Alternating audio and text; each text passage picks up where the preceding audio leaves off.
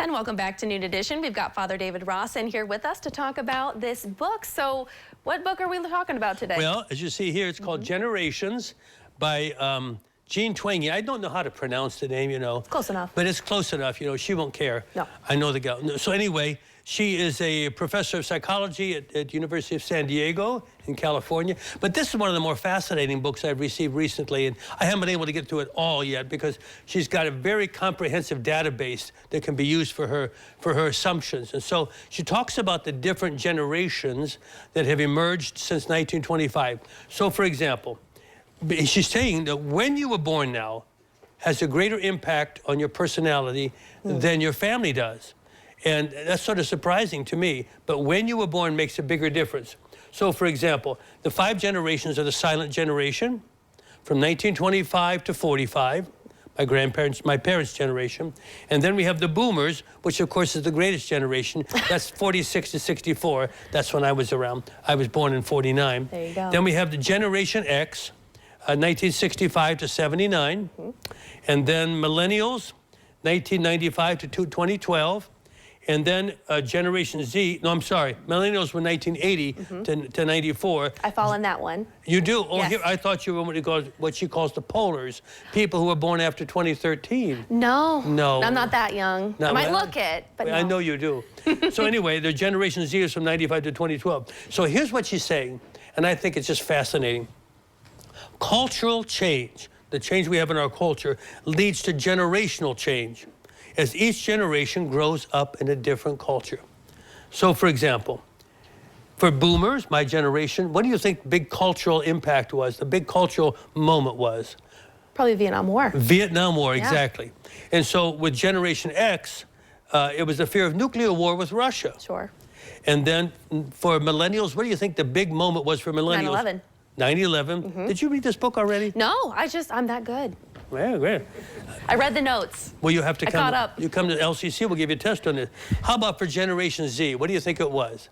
The big cultural... COVID. Yep. Exactly.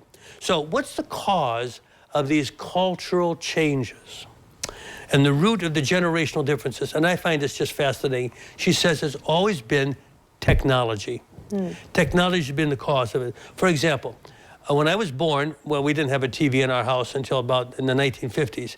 But from 47 to 1990, TV was the big cultural thing that changed, it made people move through generations. So we had this immediate experience of events when TV came in. We didn't have that before. We had the exposure to other regions in the world, other cultures. And surprisingly, when TV came in, there was a decline in reading in the world. So this is just not in America, but it's all over the world. Between the 50s and the 80s, for example, this is surprising. What do you think the one technological thing was, the technological experience was, that caused a cultural change? Believe it or not, it's air conditioning. Really? Air conditioning. There was this massive move of people to the south and to the west, precisely because air conditioning was invented. Fewer people also were socializing outside, because they could stay inside in the summer, air conditioning. 2000 to 2010, it's simple. What do you think it was? What brought up in 2000 to 2010, what was the cultural event, the piece of technology that came, that moved everything? Oh, the phone. Easily. Well, a little bit more.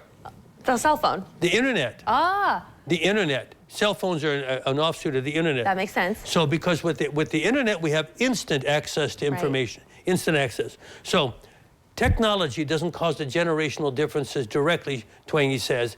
It's two things.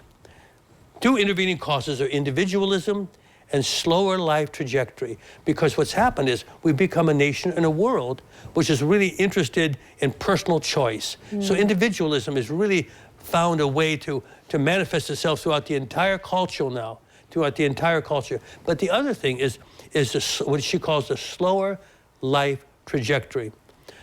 Today, it takes longer for people to mature. Helicopter parents and everything else, kids don't have to grow up. Sure. So the helicopter parents, but the other thing is we're living longer now. The average age at 1900s, the average age of death was 58. Really? Was 58. Today, it's between 76 and 78. Kids who are born today, I'm told, Mikio Kaku, who's a theoretical physicist, says kids who are born today are going to be able to live to 120. Wow. Now, I plan on living to 106. Well, you know, but who's counting, right? But could you imagine? Yeah. So this is a fascinating book. It gives Sure. a lot of interesting data that we can use. It's very practical. It's easy read. It's an easy read, and it's very practical. And I found it very fascinating because I can use it, for example, with the students at LCC, where I spend most of my day, or some of the students I have at St. Rose School, and in my interaction with a lot of people, because I spend a lot of time in various generational groups. Sure. So she gives some defining elements about each group that are beneficial to all of us, I think. Well, some great food for thought. Thank you so much, Father Ross, for coming in and talking with us today. Thank you, Katie. A new edition will come back right after this.